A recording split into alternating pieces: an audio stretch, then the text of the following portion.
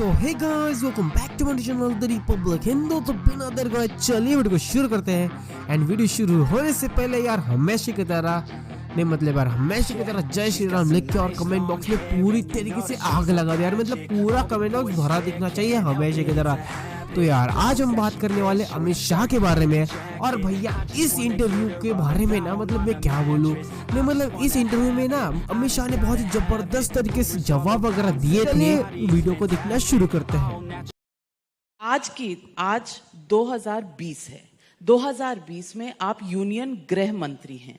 आपके ऊपर भी तो दायित्व होता है कि अगर किसी को इससे प्रॉब्लम है तो उनके साथ एंगेज करें, उन्हें कन्विंस करें और उन्हें अपने साथ। चलिए मैं आपके माध्यम से कह देता हूं, जिसको भी प्रॉब्लम है मेरी ऑफिस से समय मांगे, 3 दिन की अवधि में मैं मिल लूंगा और सबसे चर्चा करूंगा। शाहीन बाग के लोगों, जो मैंने जिसे भी कहा, मैंने जो भी आना चाहे मैं तो मिलूंगा। पहले भी कहा था, फिर से कह देता हूं, मुझे क्या आपत्ति है, मगर चर्चा किसी को करनी नहीं है। सवाल यह भी उठता है कि 2014 में, और ये कई लोगों ने बीजेपी से ये कहा है कि 2014 में जब मोदी सरकार आई तो 2015 तक मतलब पहले के 8-10 महीनों में बहुत सी ऐसी ऑपोजिशन की चीजें हुई जिसमें टॉलरेंस की इशू हुई, लिंचिंग की इशू हुई, चर्च तोड़े गए और अवार्ड वापसी का एक दौर चला। अब हम देख रहे हैं आपका दूसरा कार्यकाल मोदी जी का शुरू हुआ है और कुछ एक पैटर्न है। आपको लगता है एज यूनियन होम मिनिस्टर ये एक पैटर्न है? अवार्ड वापसी के लिए सबने घोषणा करी, बहुत कम लोगों ने वापस भेजा है। अच्छा, मैं थोड़ी स्पष्टता कर दूं, बहुत कम, मतलब इक्का दुक्का आया है वापिस। कोई पैटर्न नहीं दिखता, ऐसा ही है सब, सिर्फ घोषणा करी है। तो ये जो प्रोटेस्ट हैं, जो लोग सड़कों पे बैठे हुए हैं, आप as law and order machinery, अब दिल्ली में ही जामिया में देखिए ऐसा है, जहां तक प्रोटेस्ट का सवाल है, शांतिपूर्ण प्रोटेस्ट करने का सबका अधिकार है और हम उसको एक्नॉलेज करते हैं। हमारा टॉलरेंस है। जो लोग शांतिपूर्ण प्रोटेस्ट करें उनका अधिकार है डेमोक्रेसी में। भाई कैसे मार दे उसके अधिकार को? तो जामिया में जो दिल्ली पुलिस ने किया स्टूडेंट्स के साथ, वो टॉलरेंस है? दिल्ली पुलिस वहां बस को जलाने वाले स्टूडेंट के पीछे भागकर अंदर गई थी। बस जलाने का किसी को अधिकार नहीं है। लेकिन दो चीजों में अंतर है, शांतिपूर्ण रूप से धरना करना और बस जलाना, किसी की स्कूटी जला देना, किसी की गाड़ी जला देना। उसका भी तो अधिकार है, जिसकी गाड़ी या स्कूटी है उसके भी तो अधिकार की रक्षा यही सरकार ने करनी है। और उसके बाद जामिया के ऊपर जो होता है, गार्गी कॉलेज में कुछ होता है, जेएनयू में कुछ होता है, तो पुलिस खड़ी तमाशा देखती है। देखिए जेएनयू का मसला अलग था, वो एक फीस का आंदोलन था। आप भी पढ़ती होगी तब ऐसे आंदोलन देखे होंगे। स्टूडेंट आंदोलन फीस के मामले में या कोई एजुकेशन के इश्यू पर कई बार होते हैं, जिस पर आयशे घोष पर लाठी भी मारी गई, स्टिचेस भी लगे, लेकिन दिल्ली पुलिस ने कोई कार्रवाई नहीं की। सिर्फ आयशे घोष को नहीं लगी थी, काफी लोगों को लगी थी, जिनका नाम आप ढूंढने की परवाह भी नहीं करते हैं। नहीं, हमारे 2 ग्रुप थे, तीसरे ग्रुप को भी लगा है। और गार्गी कॉलेज में इतना कुछ होता है, दिल्ली पुलिस पीछे खड़ी रहती है। अगर मुद्दा यह है कि अगर हम देश के कैपिटल में लॉ एंड ऑर्डर की सिचुएशन इस तरह से देखेंगे तो मैसेज क्या जाता है बाकी देश में? देखिए, लॉ एंड ऑर्डर की सिचुएशन की कंपैरिजन इस प्रकार से नहीं की जा सकती। आंदोलन किस प्रकार से होता है, पुलिस ने इस प्रकार से रिस्पॉन्ड करना पड़ेगा। और मैं बहुत फर्मली मानता हूं कि उस वक्त पुलिस ने उचित कदम उठाया था, इसमें मुझे जरा भी दो राय नहीं है और पुलिस के साथ हूं। अमित शाह जी, आपने कहा कि आप सबसे बात करने के लिए तैयार हैं। एक सवाल यह है, और मैं दोबारा उस इंटरव्यू पे जाऊंगी जो आपने 17 दिसंबर को मुझे दिया था, और उसमें आपने साफ तौर पे कहा था कि एनआरसी आएगी और उसमें ना आधार माना जाएगा, ना पैन कार्ड, ना ड्राइविंग लाइसेंस। अब एनआरसी कब आएगी, इस पर आपकी क्या राय है? देखिए, एक वाक्य आप बहुत चतुराई से चुरा ले गई है। सिर्फ इतना नहीं कहा गया, ऐसा कहा था कि मेरे पार्टी का घोषणा पत्र है। ये वाक्य को आप थोड़ा छिपा रही हैं। और मैं आज भी कहता हूं, मेरी पार्टी का घोषणा पत्र है। मैंने अभी पार्लियामेंट में सवाल का जवाब दिया है कि अभी एनआरसी पर कोई निर्णय नहीं हुआ है। कोई निर्णय नहीं हुआ है, लेकिन आपके घोषणा पत्र में और जिस तेजी से आप अपना घोषणा पत्र इंप्लीमेंट किए चले जा रहे हैं, राम मंदिर का ट्रस्ट बन गया, ट्रिपल तलाक, 370, CAA, तो कुछ लोग मैंने कहा ना, मैंने अभी पार्लियामेंट में जवाब दिया है कि अभी हमने एनआरसी पर कोई निर्णय नहीं किया है। और जहां तक एनआरसी का सवाल है, अभी निर्णय नहीं किया है, वो आप याद रखना, इसको ट्विस्ट मत करना। परंतु मैं एनआरसी के लिए भी आपको बताना चाहता हूं, प्रणब मुखर्जी अध्यक्ष थे कमेटी के, और उसमें कपिल सिब्बल, मोतीलाल वोरा, अंबिका सोनी और लालू प्रसाद यादव मेंबर थे। उनकी अध्यक्षता में कमेटी थी।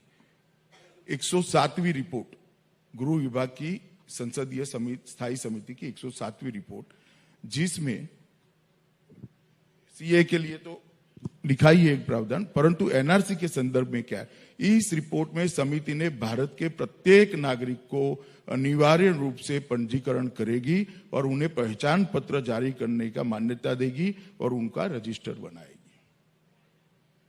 ये प्रणब मुखर्जी साहब का रिपोर्ट है। तो फिर आप पीछे क्यों हो गए? अगर आपके घोषणा हम पीछे कहां गए? मैंने कहा कि मैंने अभी पार्लियामेंट में जवाब दिया है। देश के प्रधानमंत्री जी ने भी सार्वजनिक सभा में कहा कि अभी हमने कोई निर्णय नहीं करा है। और निर्णय होगा जल्द में? देखिए, जब होगा तब थोड़ी ना छिपा रहेगा, करेंगे तो मालूम पड़ेगा। लोगों का यह भी कहना है कि CAA के दौरान जो आपने 2 लाइनें बनाई हैं, एक जो लॉन्ग टर्म वीजा के लिए अप्लाई करते हैं और नेचुरल प्रोसेस में कई मुसलमानों को भी मिली है सिटीजनशिप, और एक आपने ये फास्ट ट्रैक कर दिया जो परसिक्यूटेड माइनॉरिटीज हैं, ये 2 लाइनें बनाना ही डिस्क्रिमिनेशन है। किसके साथ?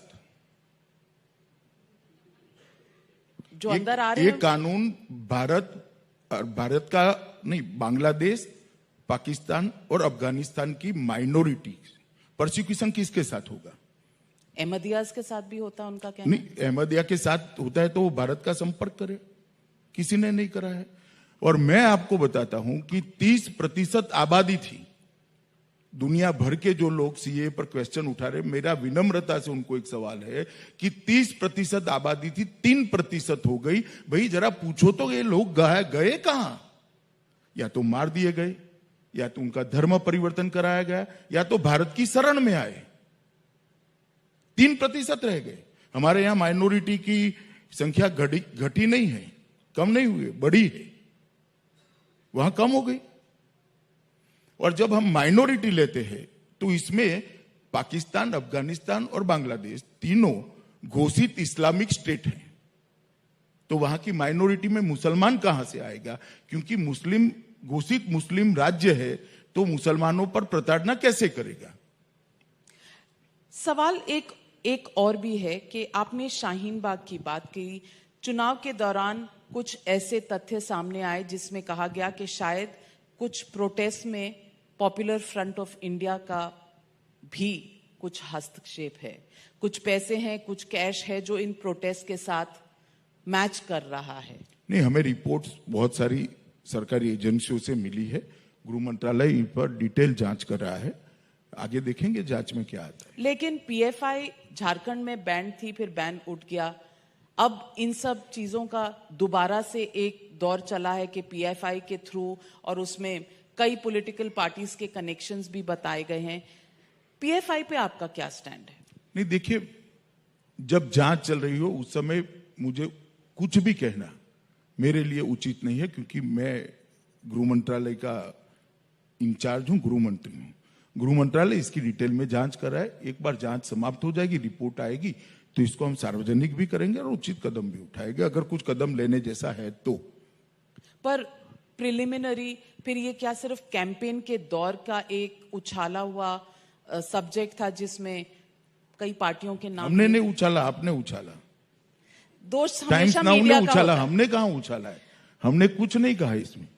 दोष हमेशा मीडिया का ही होता है ना, दोस्त नहीं, मैं वास्तविकता बता रहा हूं। हमने कहां कहा? आपकी चैनल ने चलाया। शाहीन बाग और प्रोटेस्ट के साथ एक और मुद्दा जड़ा हुआ है। देश के बच्चे, एक 4 महीने के बच्चे की वहां मौत हो गई। बच्चे उठाकर बच्चों को सिखाया जा रहा है जो हिटलर की चाल चलेगा, और कई कई वाक्य यहाँ हुए हैं दोनों तरफ से। जिन्ना वाली आजादी चाहिए, जिन्ना वाली आजादी, और दफन कर देंगे हिंदुओं को। और शर्जील इमाम की बात है जिन्होंने कहा कि 5 लाख लोग अगर आ जाएं तो चिकन नेक में बंद करके आसाम को काट सकते हैं, और ये मुसलमानों को करना चाहिए। आपको लगता है कि ये एक इशू है जिसको उत्तेजित एटमॉस्फेयर में आता है और चला जाता है, या इंटेलिजेंस के हिसाब से आपको लगता है कि ये सिक्योरिटी के लिए जरूर एक डेंजर है? देखिए, किसी ने भी इस प्रकार के एक्सट्रीम स्टेटमेंट आइदर और साइड से नहीं करने चाहिए। वो देश के लिए और देश के भविष्य के लिए ठीक नहीं होते हैं। जहां तक शर्जील इमाम का सवाल है, उन्होंने असम बंद करने की बात करी थी, हमने उनको अभी बंद कर जेल में रखा है। तो यार आपको वीडियो कैसा लगा? अगर अच्छा लगा तो वीडियो को लाइक कीजिए, चैनल को सब्सक्राइब कीजिए, और आप जाते जाते मुझे फॉलो कर सकते हैं इंस्टाग्राम में भी @रिपब्लिक हिंदी के नाम से, लिंक इन डिस्क्रिप्शन। वहाँ पे जाके मुझे न्यूज़ एंड वीडियो क्लिप्स में शेयर कर सकते हो। कहने सर की चीजों की वजह से मुझे भी थोड़ी बहुत हेल्प हो जाती है। तो मिलते हैं अगले वीडियो में, पर उससे पहले आप कमेंट करके मुझे बता सकते हो आपको किन तरीके की और कौन सी वीडियो देखना पसंद है। यार मिलते हैं अगले वीडियो में, तब तक के लिए bye guys. I'm gonna play it, yeah.